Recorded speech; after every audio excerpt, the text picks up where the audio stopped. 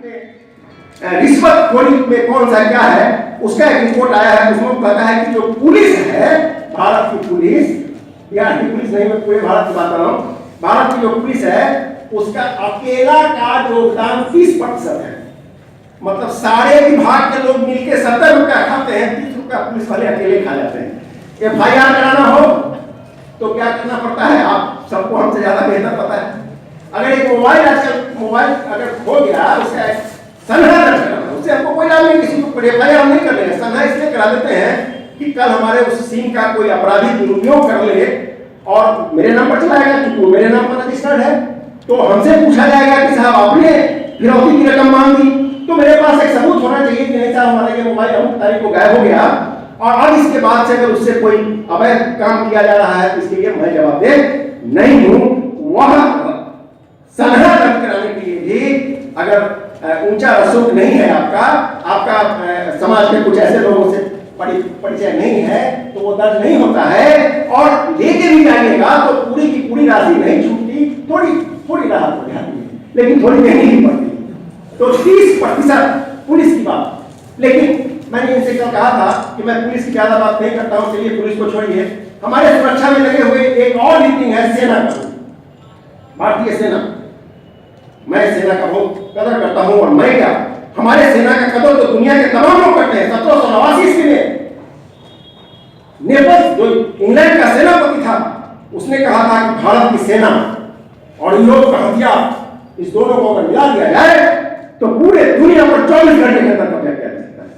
उनके पास हथियार है, सेना नहीं है, बहादुर सेना है, बहादुर सेना है, और मेरे पास थोड़ा हथियार का अभाव है, लेकिन मेरी सेना बहुत बहादुर है। एक मिसाल के तौर पर हम उदाहरण आपको देना चाहेंगे कि 1962 का जब जंग चल रहा था, आप लोगों को ज्यादा पता होगा, 1962 का जब जंग चल रहा था, भारत और चीन का जंग चल रहा था, तो उस समय में जो आधुनिक हथियारों से चीन के सेना हमारे सेना पर हमला कर रहे थे, और हमारे सेना के पास कोई हथियार नहीं था। लद्दाख के सेक्टर में हमारे जवान गिर गए, उनका गोली खत्म हो गया, और वो निहत्था जवान चीन के सेना पर छूटा, और उन्हीं का बंदूक छीन के और उन्हीं को मार करके, और आपको याद होगा कि 62 में हम सिर्फ एक ही पोस्ट जीते थे लद्दाख, बाकी तो सब हार गए, एक ही पोस्ट जीते थे लद्दाख। यह काम दुनिया में कोई एक ही सेना कर सकती है, वो भारत की सेना कर सकती है, बहुत वीर सेना, बहुत बहादुर सेना। उनका जितना इज्जत किया जाए, जितना नाम लिया जाए कम है। लेकिन मेरे दोस्तों, बहुत अफसोस के साथ कहना पड़ रहा है कि हाल के दिनों में हमारी सेना में भी भ्रष्टाचार वहां भी शुरू हो गया। हम इसलिए सेमिनार का आयोजन किए हैं कि आप घर में सोते हैं, आपको पता नहीं है, या पता है लेकिन उसको गंभीरता से नहीं लेते। समय रहते अगर आप नहीं जग गए तो स्थिति बेहद खतरनाक होने वाली है। आज वह सेना जिसकी बदौलत हम घर में सोते हैं, उस सेना में भी पिछले कुछ वर्षों से जो बातें आई है, क्या आपको नहीं पता है कि आयु जो उनका भंडारण है, तो जहां उनका हथियार रहता है, वहां अग्निकांड की एक श्रृंखला चली थी पिछले दिन, आपको याद हो, बड़ी बातें आई थी लगातार, आज यहाँ, कल वहां, परसों वहां, उसके बाद वहां, फिर वहां। ये इतने सारे क्यों लगाए गए, ये अलग है, ये बड़ी विचारणीय है। उसके बाद कई दुर्घटनाएं हुई, कई आपराधिक कृत्य में हमारे सेना के बड़े अधिकारी, उनका नाम आया,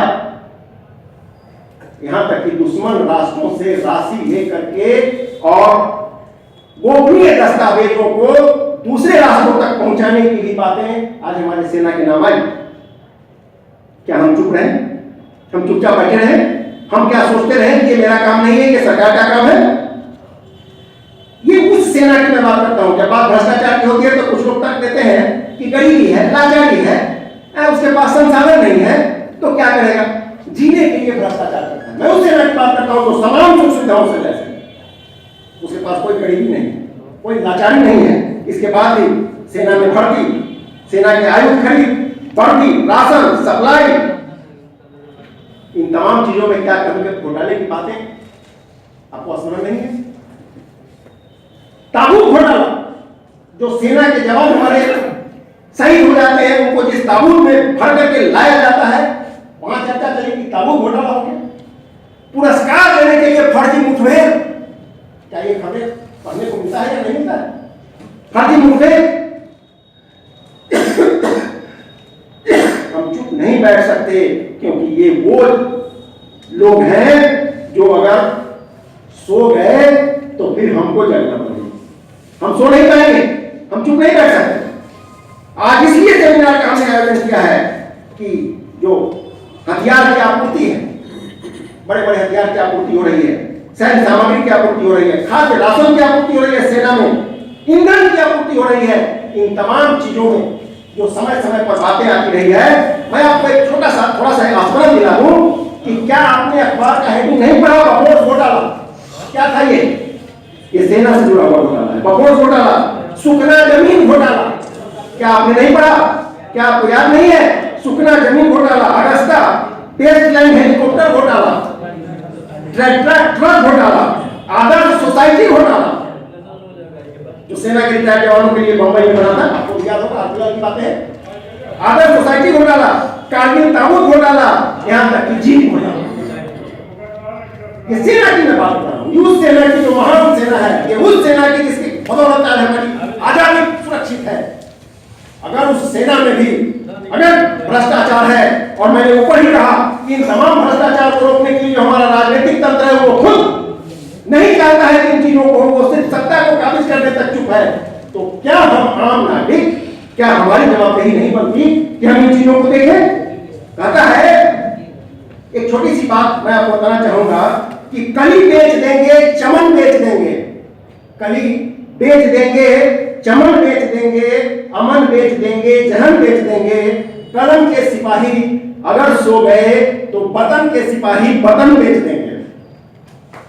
दोस्तों, आप तमाम लोग, आज सोने का वक्त नहीं रह गया है, गंभीर विषय है। यह महज एक सेमिनार नहीं है, ये महज एक विचार मंथन नहीं है, ये कुछ लोगों को जमा करके एक भाषण देने का स्टेज नहीं है। ये वो स्टेज है, ये वो प्लेटफॉर्म है जहां से हमको आज जग के जाना होगा, हमको हमारा अधिकार समझ के जाना होगा, हमको लड़ना होगा।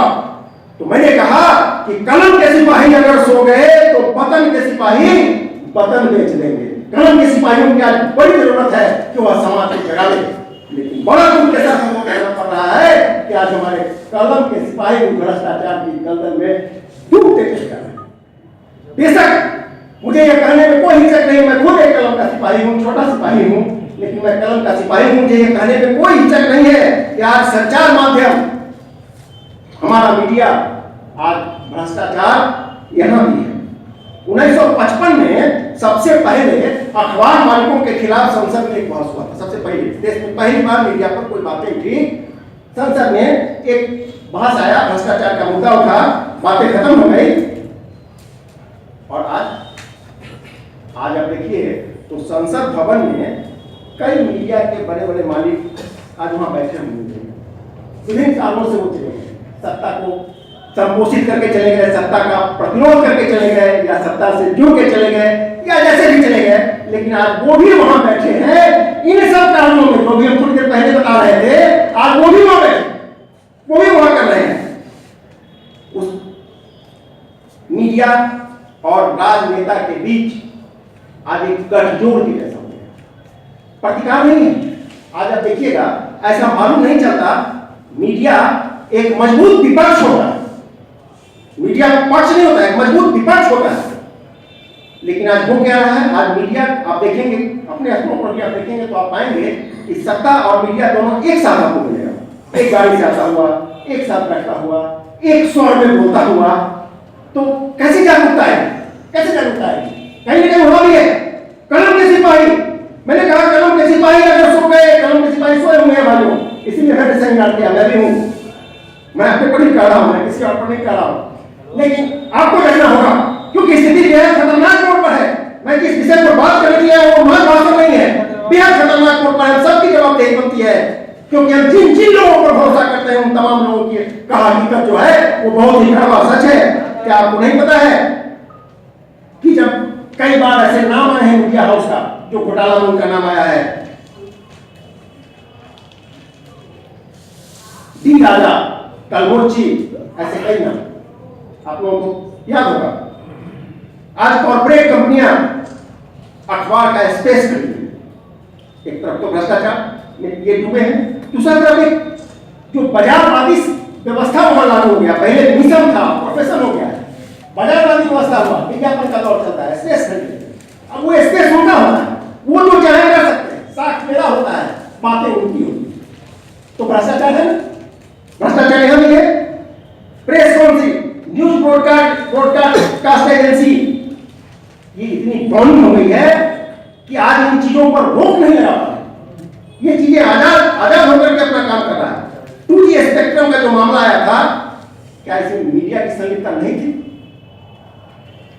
कोई ना कोई ठीक है, 2G स्पेक्ट्रम का उजागर भी मीडिया नहीं किया। मीडिया बहुत अच्छा काम कर रहा है, मीडिया को बहुत तारीफ करना चाहता हूँ, धन्यवाद देना चाहता हूँ। क्या तमाम भ्रष्टाचारों को उजागर करने में उनकी बहुत बड़ी भूमिका है। लेकिन 2G स्पेक्ट्रम, कलमोची क्या है? कहीं ना कहीं उंगली ऊपर है, कहीं ना कहीं आज बेदार नहीं है वो।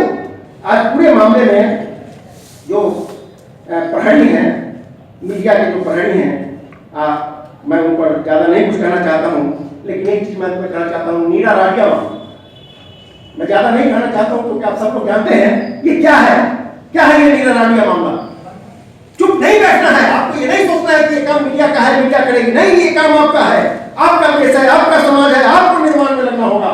आप अगर पीछे हट जाएंगे तो आज कोई नहीं है इसको रोकने वाला। बहुत विचित्र स्थिति पैदा हो गया है।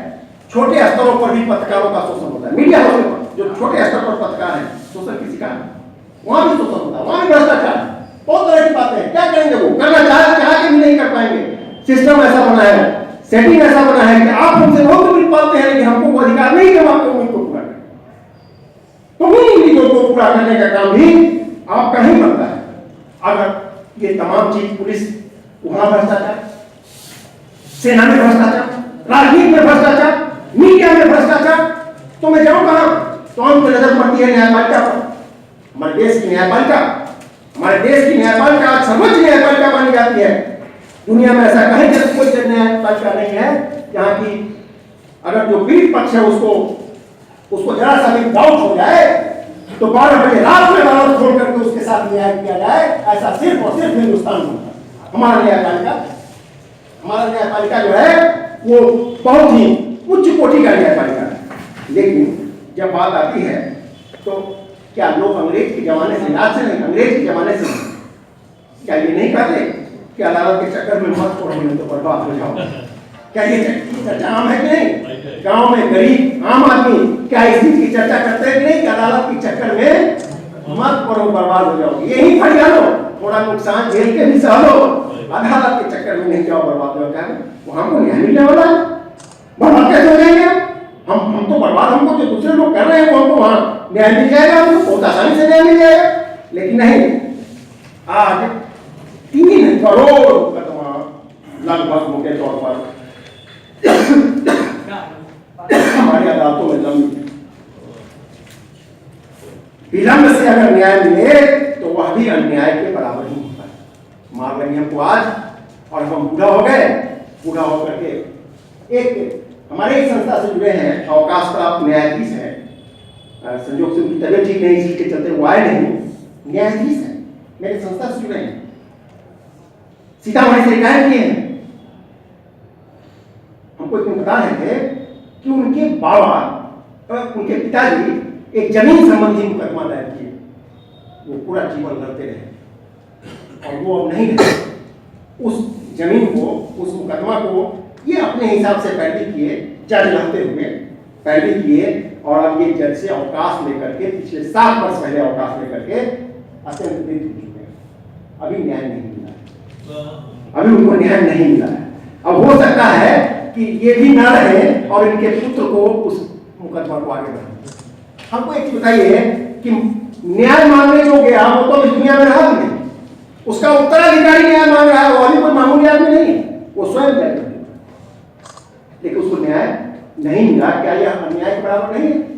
3 करोड़ ऐसे मुकदमे हैं, इससे ज्यादा ही होंगे, 3 करोड़ ऐसे मुकदमे हैं जो चिंता उत्पन्न करते हैं। ट्रांसपेरेंसी इंटरनेशनल के मुताबिक अदालत में लगभग, एकदम पूरा नहीं मानिएगा क्योंकि जो रिपोर्ट है उसके हवाले से मैं बता रहा हूँ और मैंने सभी जगहों पर उसको खंगाला है, 2630 करोड़ रुपया प्रति महीना लगभग रिश्वत के रूप में देना पड़ता है विभिन्न कारणों से। एक ही जगह नहीं, तरह तरह की चीज। उसमें ये नहीं करें कि जज रहेगा वकील लेते नहीं, उसमें और भी बहुत सारी चीज है, लेकिन लोगों का तो जा रहा है, आम लोगों का तो जा रहा है। ये है आज आपका भ्रष्टाचार, जहां आप सबसे ज्यादा उम्मीद पाले बैठे हैं, वहां ये है भ्रष्टाचार। दूसरी एक बड़ी समस्या है वहां जजों की कमी, एक बड़ी समस्या है। जज नहीं है, कहां से न्याय मिले? उच्च न्यायालय में, मतलब जो उच्च न्यायालय है, लगभग 1500 और निचली अदालत में 2300 से भी ज्यादा, 23,000 से ज्यादा जो आज न्यायिक पदाधिकारी हैं, उनका अभाव है, कमी है, वो है नहीं। और उनके बदले में दूसरे लोग काम देख रहे हैं। एक आदमी इतने लोगों का काम देख रहे हैं, 10-10 हजार आदमी नहीं हो और उसके बदले में कम आदमी काम देखे, 1 आदमी, 4 आदमी, 5 आदमी, 6 आदमी का काम देखे, तो क्या होगा? न्याय मिलेगा क्या? हम जिस न्याय की उम्मीद करते हैं वो मिलेगा क्या? नहीं मिलेगा। तो फिर क्या करना होगा? हमको जगना होगा, हमको जागरूक होना पड़ेगा। और एक मैं अपने छोटी सी बात आपको बताना चाहूंगा कि एक नया भ्रष्टाचार हमारे बीच और पनप गया है। ये इतनी भ्रष्टाचार नहीं है, नया भ्रष्टाचार आ गया है, और वह है कॉर्पोरेट भ्रष्टाचार। नाम आप लोग सुने होंगे, अभी नया आ गया है, कुछ दिनों से, बहुत नया भी नहीं है, लेकिन कुछ दिनों से आ गया है। ये एक नए तरीके का भ्रष्टाचार है। इसके सामने आने से कॉर्पोरेट जगत से जुड़ा हुआ है। विडंबना है कि यह कॉर्पोरेट लोकपाल के दायरे में भी नहीं है। आप बहुत आजकल आप पढ़ रहे होगा, लोकपाल का गठन हो गया, दिल्ली सरकार ने कर दिया, भारत सरकार ने कर दिया, बिहार सरकार करने वाली है या कर दिया लोकपाल। बड़ा खुशी होता है, अच्छा लोकपाल। देखिए जनता को कैसे गुमराह किया जाता है। अब लोकपाल रहा है, हम यहां से जाएंगे, भ्रष्टाचार बहुत भयंकर है, घबराएंगे, कल अखबार में खबर आएगी लोकपाल गठन हो रहा है, आपका चाहता लोकपाल आ रहा है, अब सब ठीक हो जाएगा। ये कॉर्पोरेट लोकपाल के दायरे में नहीं आता है।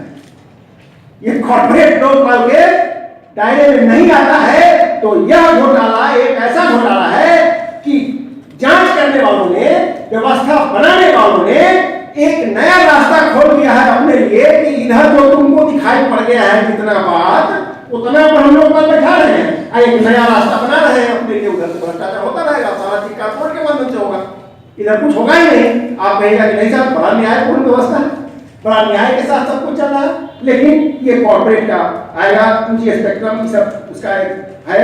इसमें आपको बिल्डर है, जो संपत्ति से जुड़े हुए, सब लोग आपस में गठजोड़ कर लिए हैं, और ये क्या कर रहे हैं। एक मैं छोटा सा चीज जो भ्रष्टाचार निरोधी संस्था ट्रांसपेरेंसी इंटरनेशनल की है, उसका मैं एक छोटा सा चीज बता दूं, छोटा सा एक ग्राफ बता दूं कि आज हम हैं कहां, थोड़ा सा तसल्ली आपको होगा। हमारा एक राष्ट्र है चीन, चीन का नाम आते ही थोड़ा सा मन ये हो जाता है। चीन पाकिस्तान 2 राष्ट्र, दोनों अपना दुश्मन राष्ट्र मानते हैं, कोई राष्ट्र दुश्मन नहीं होता। उसके व्यवहार, उसकी चाल, हमारे साथ उसका एडजस्टमेंट, इन वजहों से हम उसको अपना दुश्मन मानते हैं। लेकिन हम उनके साथ व्यापारिक रिश्ते बना रहे हैं। हम दुश्मन राष्ट्र की श्रेणी में नहीं मानते, लेकिन चीन का नाम आता है, और चीन अगर किसी चीज में पीछे हो तो थोड़ी हमको तसल्ली होती है। ये समाज का नियम होता है। आप जहाँ रहते हैं, घर के अगल बगल में किसी से आपको लड़ाई है, तो घर में अगर किसी को थोड़ी बीमारी हो गई या वो गिर गया, चोट लग गया, तो हमको खुशी होती है। ये मनुष्य का एक अपना स्वभाव हो गया है। तो चीन भ्रष्टाचार के मामले में हमसे बड़ा है, ऊपर है, हम अभी उसके नीचे हैं। ये थोड़ा सा सकून देने वाली बात है, लेकिन हम जरा सा आपको बता रहे हैं कि भारत आज विश्व के पैमाने पर 94 स्थान पर है भ्रष्टाचार के मामले, 94, और चीन 100वें स्थान पर है। थोड़ा सा चीन से हम ज्यादा पीछे नहीं है, लेकिन थोड़ा पीछे हैं, तो थोड़ा सकून देने वाली बातें हैं। और आपको मैं बताऊं कि यह जो रिपोर्ट मैं आपको बता रहा हूं, यह 175 देशों में किया गया है सर्वे। 175 देश में जो ये सर्वे हुआ, इसमें 100 तक का रेटिंग दिया गया था। 0 से शुरू होता है, 0 जो बिल्कुल भ्रष्टाचार मुक्त, और 100 जो बहुत ज्यादा भ्रष्टाचार, वहां से शुरू होता है। तो इस रेटिंग में भारत को 38 अंक मिला, मतलब ज्यादा अंक जिसको मिला वो उसके कम भ्रष्टाचारी होगा, जिसको कम अंक मिला ज्यादा होगा, और चीन को 36 ही मिला था, इसलिए वह 100वां नंबर पर चला गया और भारत 94 नंबर पर आया। मैं आपको बता दूं कि इस स्कोर में जो सर्वे हुआ है, आपको जानकर आश्चर्य होगा कि एक देश है डेनमार्क, नाम आप सुने होंगे, कोऑपरेटिव का जनक है। जो लोग कोऑपरेटिव आंदोलन से जुड़े हैं उनको पता होगा कि कोऑपरेटिव सहकारिता, इसकी शुरुआत डेनमार्क से हुई। और आप अगर अच्छी तरह से आपको याद होगा कि 2011 से पहले दुनिया का सबसे भ्रष्टतम देश डेनमार्क था। आपको जानकर आश्चर्य लगेगा कि वहां की राजनीतिक इच्छा शक्ति और जनता की इच्छा शक्ति ने मिल करके काम किया और आज डेनमार्क विश्व का सबसे कम भ्रष्ट देश में से। ये 11 से आज तक 4 वर्षों में, 11 से आज तक 4 वर्षों में वह दुनिया के सबसे भ्रष्टतम देशों से उठ करके सबसे कम भ्रष्ट देश बन गया। वहां की जनता की चाहत से, वहां की सरकार की चाहत से। हम बैठे रहेंगे कि सरकार कर देगी तो नहीं होगा, हमको करना पड़ेगा। और इसी कड़ी में मैं आपको बता दूं कि सोमालिया और उत्तर कोरिया, ये 2 ऐसा देश है जो आज सबसे भ्रष्ट राष्ट्र इसको माना जाता है। वहां कोई भी काम बिना रिश्वत के आपको नहीं होगा। बेशक भ्रष्टाचार के लिए हमारे देश में भी कई कानून बने, जैसे भ्रष्टाचार विरोधी अधिनियम 1988 बना, सिटीजन चार्टर या सूचना का अधिकार अधिनियम 2005 बना, कमीशन ऑफ इंक्वायरी एक्ट बना 21 दिसंबर 1963 को। ये तमाम चीजें बना है, लेकिन भ्रष्टाचार भी अपनी जगह पर है। एक छोटी सी उदाहरण देना चाहता हूं। 21 दिसंबर 1963 को भ्रष्टाचार पर संसद में पहली बार बहस हुई। डॉक्टर राम मनोहर लोहिया उस समय संसद के सदस्य हुआ करते थे और उन्होंने बड़ी अच्छी शब्द कहा था कि सिंहासन और व्यापार के बीच संबंध अगर बन जाए तो इससे ज्यादा दूषित और दूसरा कोई चीज हो भी नहीं सकता। समझ रहे कि नहीं? ये लोहिया जी कर रहे हैं। और आज ये उस समय जब लोहिया जी कहे थे तो लोग समझा था कि ये ऐसे ही बोल रहे हैं, इसका कोई औचित्य नहीं है। लेकिन आज इसका औचित्य दिख रहा है आपके सामने।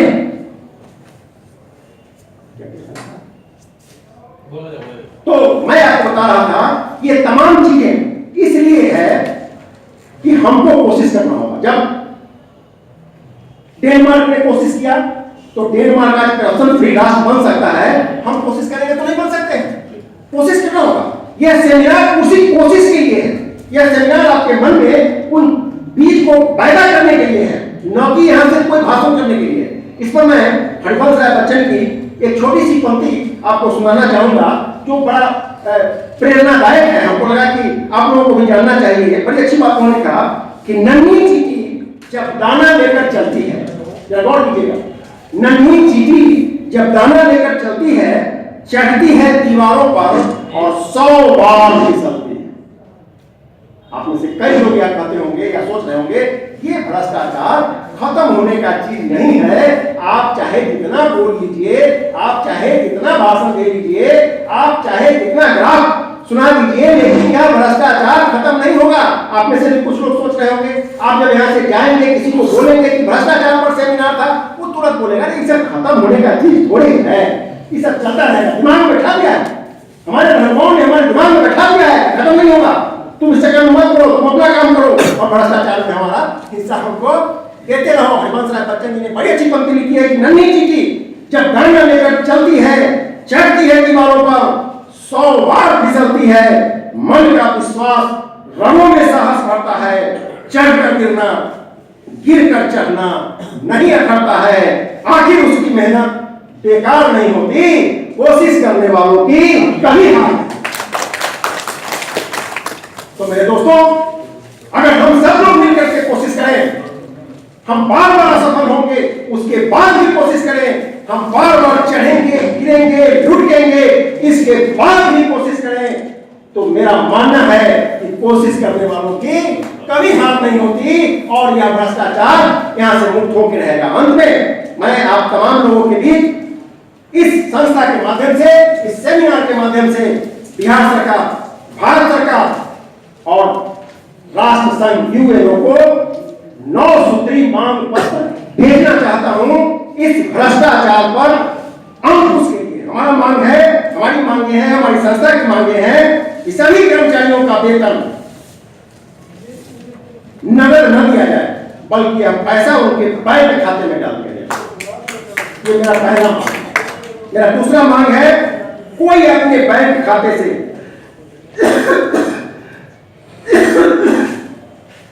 कोई अपने बैंक खाते से एक बार में नकदी 10,000, एक बार में 50,000 से अधिक नकद न निकालें। अधिकाधिक लेन देन इलेक्ट्रॉनिक रूप में किया जाए। आप कोई से ज्यादा की राशि निकालनी है तो इलेक्ट्रॉनिक रूप में निकालिए, चेक के माध्यम से निकालिए, या और भी कई माध्यम है, नेट के माध्यम से निकालिए। लेकिन कैश एक महीने में 50,000 और एक बार में 10,000 ऐसा निकाला जाए। तीसरा मेरा मांग है कि बड़े नोटों का प्रचलन बंद कर दिया जाए। ये भ्रष्टाचार का बड़ा जन्मी हो गया। बड़ा नोट 1 लाख होता क्या है, बड़ा नोट है हमारे पास, पॉकेट में रख लेते हैं, लाख रुपए हो जाए। छोटा नोट अगर होता है 1 लाख रुपए रखते तो पकड़ा जाएंगे। तो बड़े नोटों का प्रचलन बंद किया जाए। आर्थिक कार्यों को पूरा करने एवं शिकायतों पर कार्रवाई करने के लिए समय सीमा निर्धारित हो। कंप्लेंट कर दिए कोई सुनने वाला नहीं, तो एक समय सीमा निर्धारित हो कि आर्थिक कार्य जो शिकायत है उसका इतने दिनों के अंदर ही निपटारा कर दिया जाएगा। ये मेरी चौथी मांग है। और मेरी पांचवी मांग है कि विवेकाधिकार का जो कोटा है उसको कम किया जाए, अगर संभव हो तो हटा दिया जाए। अगर संभव हो तो हटा दिया जाए, क्योंकि भ्रष्टाचार का बहुत बड़ा कारण है। विवेकाधिकार का कोटा उसको हटा दिया जाए। अगर हटाने में किसी तरह की कोई परेशानी है तो फिलहाल उसको कम किया जाए। और छठी मांग है, सभी लोग चलो, इसमें मंत्री, सांसद, विधायक, ब्यूरोक्रेसी, अधिकारी, कर्मचारी सभी लोग शामिल हैं। ये अपनी संपत्ति का प्रत्येक साल ब्यौरा दें। कुछ लोग दे भी नहीं, बिहार में खास ये चल रहा है, लेकिन हम पूरे भारत में मांग करते हैं। और जो लोग कर रहे हैं उनसे भी करते हैं, और जो लोग नहीं कर रहे हैं उनसे भी मांग करते हैं कि सभी लोग जो सरकारी कार्यों से जुड़े हैं या सरकार के अर्थ से चलते हैं वो अपनी संपत्ति का प्रत्येक साल विवरण सार्वजनिक करें। जनता को जानने का हक है कि साहब आपकी संपत्ति दिन गुना रात चौगुना कैसे बढ़ रही है, कहां से आ रही है, आपका तनख्वाह इतना है, खर्चा इतना है, फिर पैसे इतने कैसे आ रहे हैं। और सातवां मांग है, भ्रष्टाचार करने वालों के लिए कठोर दंड का प्रावधान किया जाए। भ्रष्टाचार की कमाई को सरकार द्वारा जब्त करने का स्पष्ट प्रावधान है। स्पष्ट प्रावधान से मेरा मतलब है कि उसको तेज फंस जाता है। ये होगा तो ऐसे होगा, ये होगा तो ऐसे होगा, और वो सब चीज करा के वो निकल जाते हैं। तो स्पष्ट प्रावधान हो। और आठवीं मांग है कि चुनाव सुधार किए जाएं और भ्रष्ट तथा अपराधी तत्वों को चुनाव लड़ने पर सख्ती से रोका जाए, क्योंकि जब तक ये लोग बैठे रहेंगे ये सब चीज नहीं लागू, इसको सुधार किया जाए। नौ और अंतिम मांग है कि विदेशी बैंकों में जो भारतीय काला धन हमारा जमा है उसको भारत लाया जाए और उस पैसे का सार्वजनिक हित में उसका खर्चा किया जाए। सार्वजनिक हित में उसको खर्चा किया जाए। इन 9 मांगों को लेकर के हम अपनी बात को यही खत्म करते हैं। और जाने से पहले आप तमाम लोगों से मैं अंतिम बार एक बार फिर आपसे कहना चाहता हूं कि यह एक ऐसा विषय है कि आप जैसे ही निकलेंगे आपको लोग कहेगा क्या नहीं ये खत्म होने वाला नहीं है। इस पर आप चाहे कुछ भी कर लीजिए, ये खत्म होने वाला नहीं है। इससे आपका भी मनोबल टूटेगा, वो तोड़ना चाहेंगे, आपके रहनुमा भी आपका मनोबल तोड़ना चाहेंगे, क्योंकि अगर आप इस दिशा में काम करेंगे तो उनका काम खराब हो जाएगा। सब लोग मिलकर आपको तोड़ना चाहेंगे। तो क्या करें? फिर एक पंक्ति उसी हरिवंश राय बच्चन जी की याद आ गई कि लहरों के डर से नौका पार नहीं होती, कोशिश करने वालों की कभी हार नहीं होती। धन्यवाद आपसे।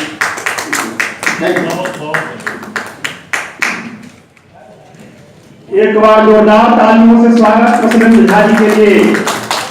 राजनीति अगर सुधर जाए तो देश सुधर जाए। मुझे 1982 की बात याद आ रही है। मैं सबसे पहले प्रेसिडेंट बाबू को यह कहूंगा कि साक्षात्कार दे दें। सबसे पहले 2 मिनट का साक्षात्कार दे दें। ईटीवी बिहार वाले हैं।